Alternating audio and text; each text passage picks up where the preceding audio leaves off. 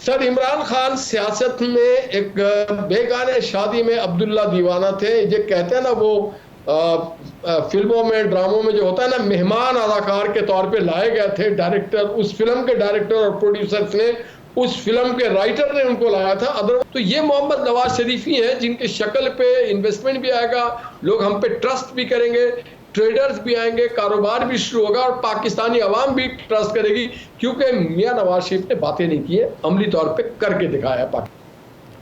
आप जमा खातिर रखें, इंशाअल्लाह ताला आपकी ख्वाहिशात के मुताबिक वो पाकिस्तान में होंगे, इलेक्शन भी लड़ेंगे और वजीर आजम भी होंगे। सबसे पहले तो फरमाइएगा कि स्पेशल इन्वेस्टमेंट जो काउंसिल का कयाम है, यही प्लान बी है जिसका हुकूमत बार बार जिक्र कर रही थी। हुकूमती वज़रा और हुकूमती ज़ोमा बार बार कहते थे कि IMF आता है, आए, नहीं आता ना आए, हमारे पास प्लान बी मौजूद है। Is it that plan B?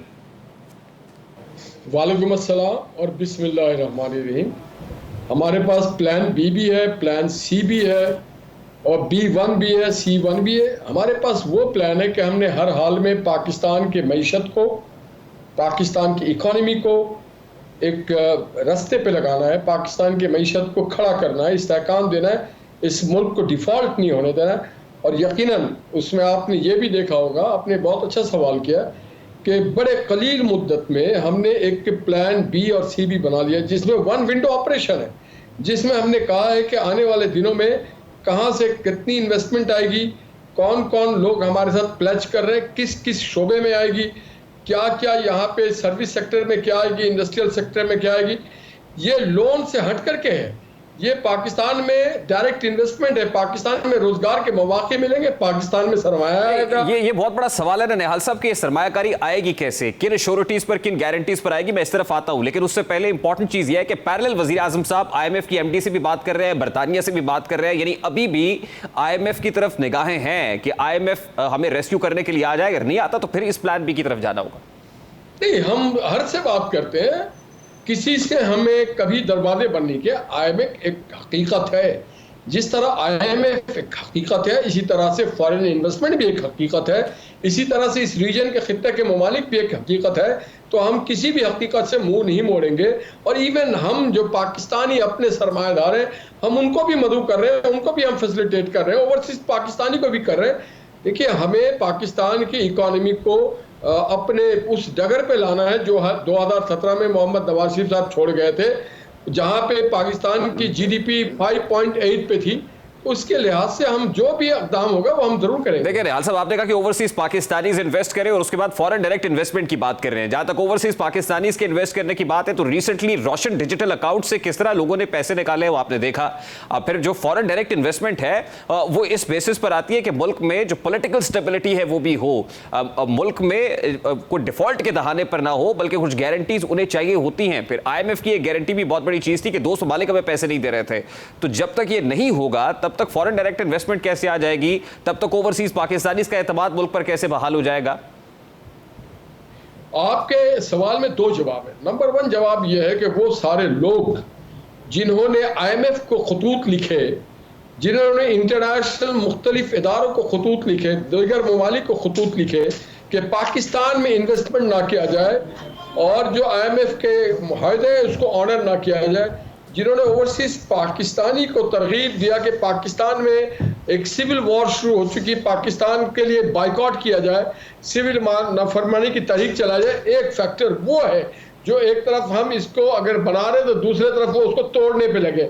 दूसरा जो फैक्टर है वो फैक्टर ये है कि मोहम्मद नवाज शरीफ और PMLN का नाम ही काफ़ी है, इस बात की गारंटी करता है। 2008 के बाद 2013 तक जो मईशत का हाल थे और 2013 में आके जिस तरह से उसको टेक ऑफ किया गया है और जिस तरह के मुल्क का इंफ्रास्ट्रक्चर को डेवलप किया गया है, जिस तरह से CPEC इस मुल्क में है, तो हम खुद एक गारंटी के सैंपल हैं। 1.5 साल तो इस हुकूमत को हो गया है, वो जो नाम ही काफी है, 1.5 साल तो हो गया है, उस नाम के ऊपर कितनी इन्वेस्टमेंट आगे नहीं। तारिक साहब, आप पाकिस्तान के बड़े जय्यद जर्नलिस्टों में से एक है, बहुत अच्छे एंकर हैं, आपको मालूम है कि ये जो हुकूमत है ये हमारी जो है इत्तेहाद की हुकूमत है। ये टांगा है, किसी का घोड़ा है, किसी की गाड़ी है, किसी का जो चलाने वाला कोई और है, लगाम कोई और पकड़ रहा है। तो ये मिल मिला के इस तरह की इत्तेहादी हुकूमतें ऐसी चलती हैं।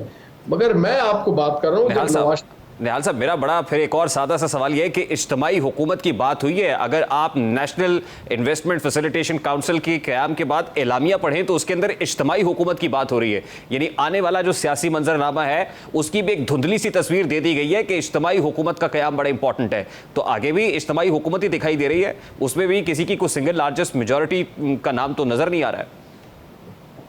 देखिए, हमारा जो ट्रैक रिकॉर्ड है, बावजूद इसके कि हमारे पास 2/3 मेजोरिटी थी, उसके बावजूद मोहम्मद नवाज शरीफ साहब ने पीएनपी को भी ऑन बोर्ड लिया। वजीर आला बलोचिस्तान में हमने आधा टेन्योर पीएनपी को दिया, आधा टेन्योर हमने रखा। हमने डॉक्टर मालिक साहब को भी, इसी तरह से जेयूआई के भी जो लोग थे उनको भी ऑन बोर्ड रखा हुआ था। इसी तरह से एमक्यूएम के मोहम्मद नवाज शरीफ साहब का ये हमेशा से मोटो रहा है कि ये पाकिस्तान हमारा मुश्तरका है। 2/3 मेजोरिटी होने के बावजूद हम सबको ऑन बोर्ड लेते हैं, क्योंकि इस मुल्क को बहरानों से 22 करोड़ लोग निकालेंगे, चंद असेंबली के अरकान से ही नहीं निकल सकता है। तो हर किसी को इसमें, सियासतदान हो, ब्यूरोक्रेट्स हो, जज हो, जूरिस्ट हो, जर्नल्स हो, ऑल वॉक ऑफ लाइफ, उसके बाद ही पाकिस्तान इससे आगे। उस सेंस में हमने लिखा है कि एक नुमाइंदा हुकूमत होगी। हुकूमत नुमाइंदा ही होती है मेरे भाई। नहीं, इज्तिमाई हुकूमत की बात हो रही है निहाल साहब, इज्तिमाई हुकूमत। इसकी बात शहबाज शरीफ साहब पहले भी कह चुके हैं, इज्तिमाई हुकूमत की बात। ये इसका कॉन्सेप्ट क्या है सर, समझाइए ना कि इज्तिमाई हुकूमत क्या है। देखिए, हमारी इज्तिमाई हुकूमत ये है कि हम इमरान खान साहब की तरह लोगों को सिंगल आउट करके विक्टिम नहीं बनाएंगे, जिसमें हर पाकिस्तानी महसूस करेगा कि उसकी हुकूमत है, इस हुकूमत में उसका भी कुछ इनपुट है, ये हुकूमत उसकी है और उसकी नुमाइंदगी करती है। उसको इज्तिमाई हुकूमत कहते हैं, कलेक्टिव या इज्तिमाई। यानी एक हुकूमत होगी, ऑपोजिशन कोई नहीं होगी। नहीं, ऑपोजिशन तो होना बहुत जरूरी है।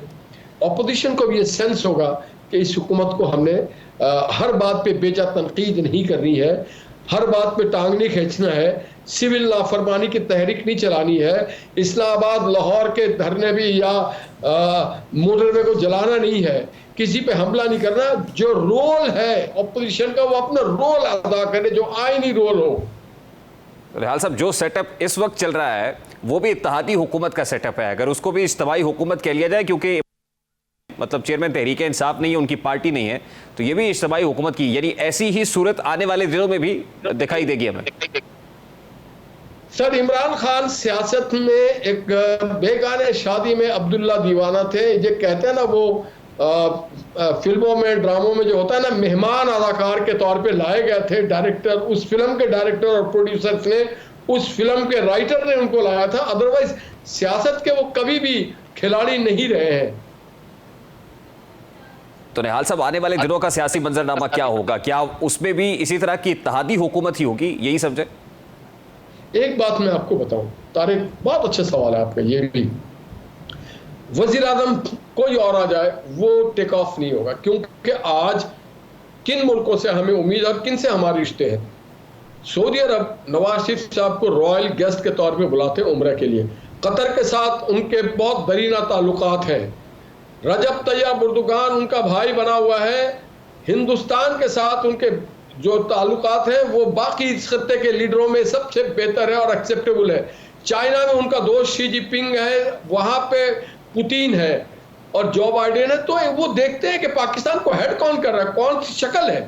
तो ये मोहम्मद नवाज शरीफ ही हैं जिनके शक्ल पे इन्वेस्टमेंट भी आएगा, लोग हम पे ट्रस्ट भी करेंगे, ट्रेडर्स भी आएंगे, कारोबार भी शुरू होगा और पाकिस्तानी अवाम भी ट्रस्ट करेगी, क्योंकि मियां नवाज शरीफ ने बातें नहीं की है, अमली तौर पे करके दिखाया है पाकिस्तान। वो पाकिस्तान में होंगे, प्रैक्टिकली पॉलिटिक्स कर रहे होंगे तो ये बात होगी ना। अभी तो वो पाकिस्तान ही नहीं आ रहे हैं।